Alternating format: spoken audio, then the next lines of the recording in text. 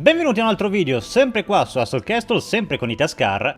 Questa volta parleremo di un argomento che i neofiti non comprendono molto bene, per cui cercheremo di chiarirlo, ossia i bracket dei tornei.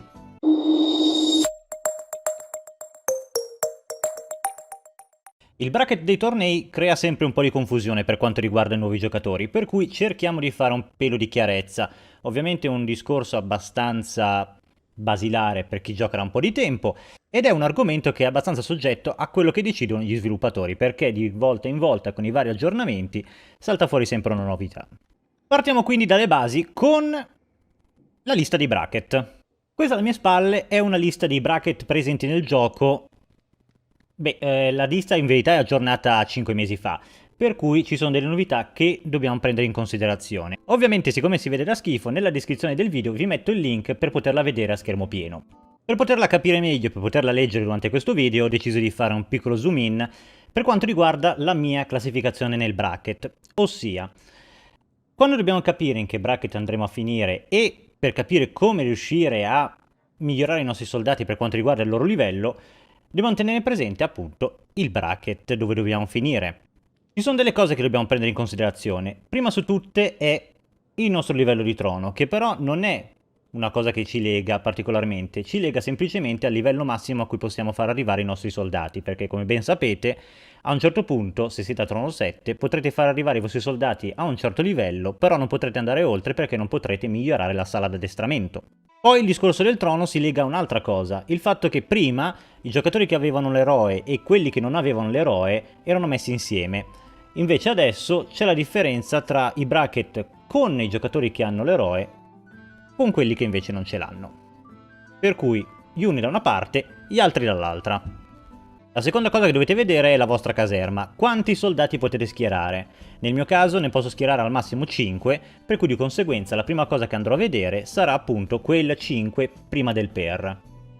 Ovviamente se voi ne potete schierare 4 andrete a vedere il 4, 6, 6 e così via.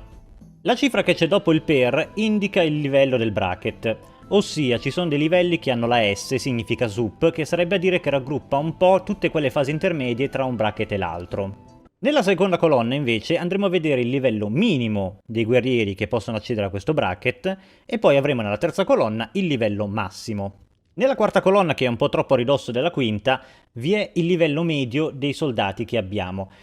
Va da sé che il livello medio dei soldati viene calcolato sul livello più alto che hanno i nostri soldati che possono entrare nella caserma, ossia se abbiamo una caserma che può ospitare 5 soldati, verranno considerati i 5 livelli più alti all'interno di tutto il nostro castello.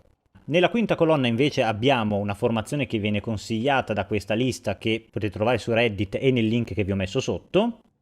E nell'ultima colonna invece vi è un livello medio che vi aiuta a capire più o meno a fare i vari calcoli per rientrare o meno in un bracket.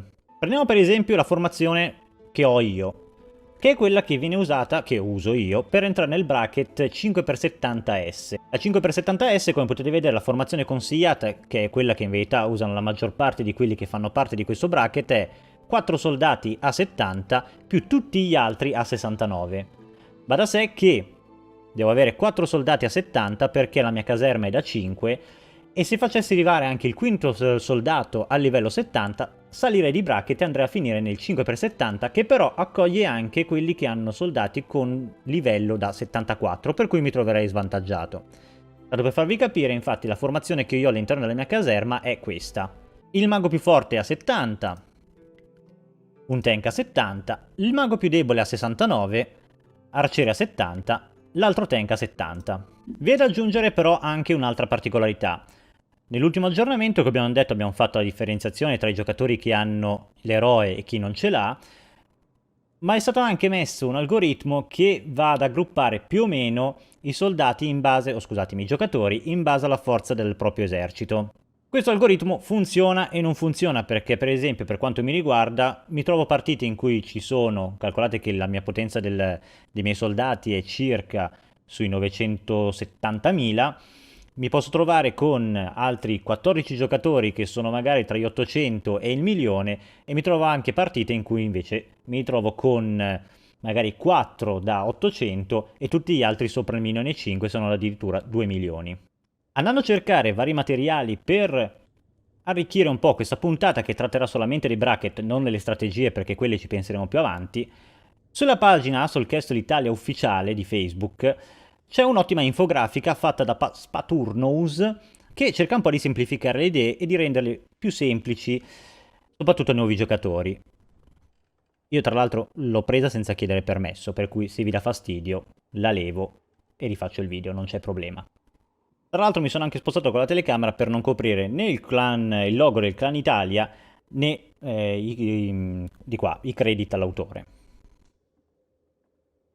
Qui potete vedere in alto a sinistra che vi sono i bracket in maniera un po' più semplice di quella che avevo messo io, che sicuramente è più facile da leggere rispetto a quello che avevo messo prima, una serie di note e un discorso per quanto riguarda invece i fuori quota.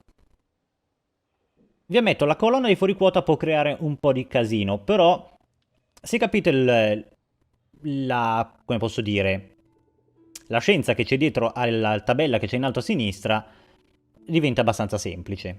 Prendiamo per esempio lo stesso bracket che prende Marco all'interno del discorso di fuori quota. Lui prende il 6x77.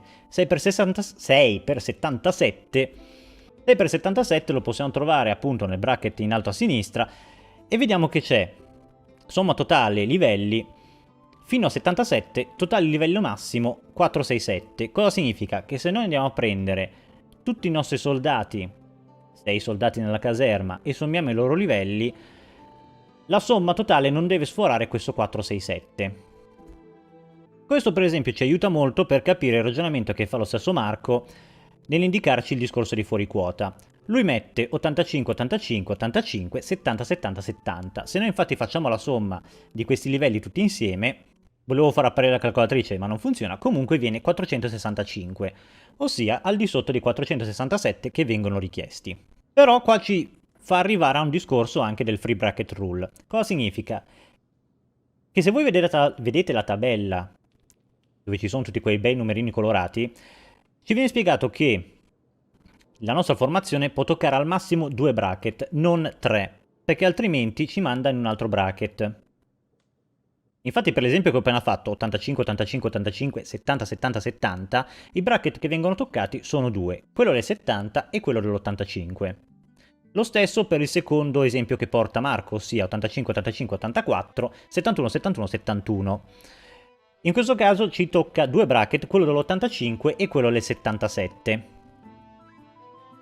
Nell'ultimo esempio, che invece viene marcato come errato ed infatti ci spiega il motivo, i bracket toccati sono 3, 85, 85, 84 sia il bracket degli 85, 71, 71 che va a toccare quello del 77 e 70 che va a toccare il bracket del 70.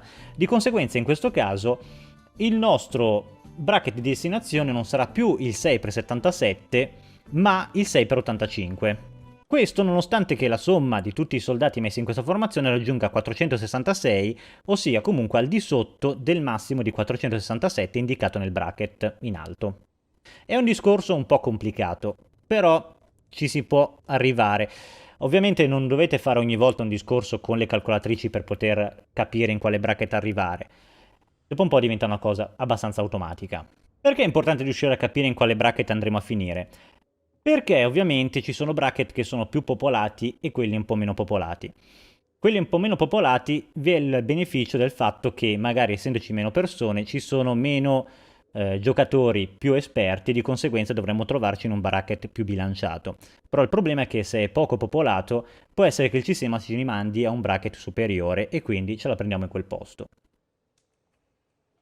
Invece andando in un sistema più popolato è più facile che riusciamo a trovare soldati più o meno, avversari più o meno al nostro livello, di conseguenza riuscire a giostrarcela, però è anche più facile che ci riusciamo a trovare contro degli avversari che magari hanno maxato i loro soldati, che hanno farmato parecchio in quel bracket e di conseguenza, nonostante siamo tutti allo stesso livello come livello guerrieri, la prendiamo comunque quel posto perché magari hanno degli artefatti dell'equipaggiamento molto ma molto ma molto di grado più elevato rispetto al nostro. Se non volete stare lì a fare troppi calcoli, se volete fare le cose semplici, il ragionamento più facile da fare senza stare a guardare i bracket è molto semplice in realtà. Voi prendete il livello massimo a cui potete addestrare i vostri soldati. Nel mio caso, per esempio, il livello massimo a cui posso addestrare i miei soldati è 70. Guardate la vostra caserma quanti soldati può ospitare, in questo caso 5, e di conseguenza, se la mia caserma può ospitare al massimo 5 soldati, 4 li addestrerò al livello massimo, ossia 70, tutti gli altri soldati presenti all'interno del castello li porterò a 69. In questo caso sarò sicuro di non sforare sul bracket superiore e quindi trovarmi contro avversari che magari hanno soldati a livello 75.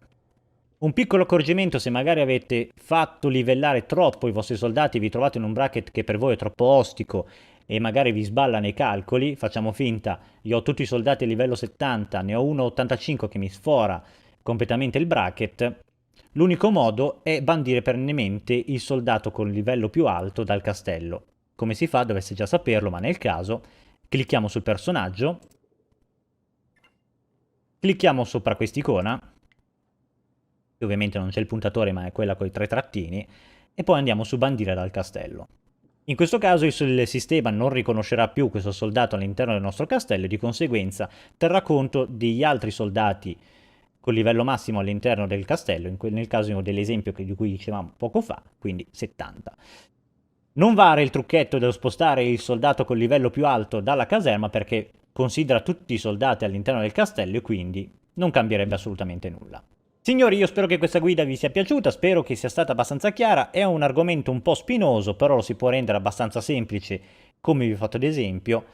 Per qualsiasi altro dubbio, commentate o insultatemi. Signori, alla prossima!